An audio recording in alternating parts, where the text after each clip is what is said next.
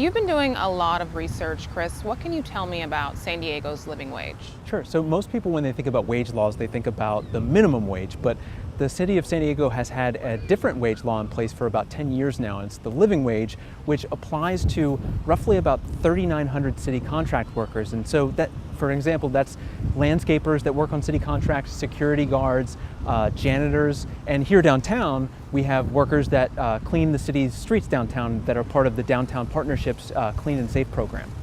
Awesome. And whenever you hear about a living wage, a lot of people will start to talk about the possibility of it hurting small businesses. You've done a lot of research. What have you found? Sure. So when City Council was debating this bill back in 2005, there was a lot of concerns about this might kill jobs, might cripple businesses.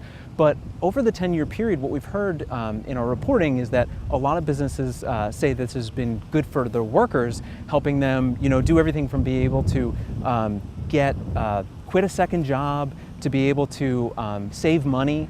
And on top of that, for businesses, the businesses have been able to see their quality of work improve, their quality of service improve, and also have seen a decrease in the amount of turnover and absenteeism. So the businesses have said it's been good for workers and for business. And notoriously, San Diego is very expensive, and expensive city to live in.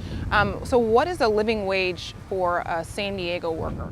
Sure, so the living wage pays these city contract workers a little less than $15 an hour, and that includes health benefits, and they also get paid 10 paid vacation days for each year.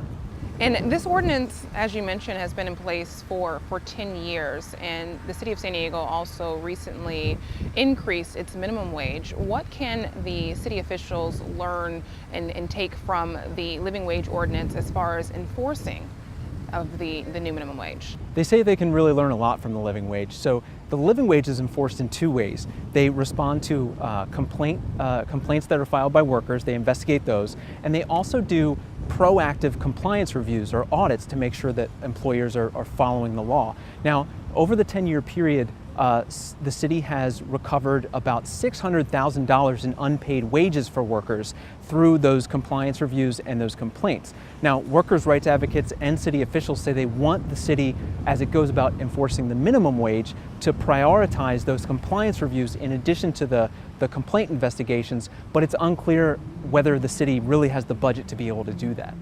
And speaking of that, that takes workers to be able to do the audits and to go over the complaints. Over the past 10 years, what have you seen when it comes to the living wage as far as the auditing and the compliance reviews? Sure. So there's, over the 10-year period, there's a staff of about 3 living wage enforcement officers that have done compliance reviews and complaint investigations. There have been about 75 compliance reviews done over that 10-year period, and there have been more than 60 complaints that were filed that were then investigated by the office. So there's a small staff to be able to do that kind of work, and there's only so much you can do when you have a staff of only 3. And this is very interesting. Where can people find more information if they're interested? You can go to iNewsource.org.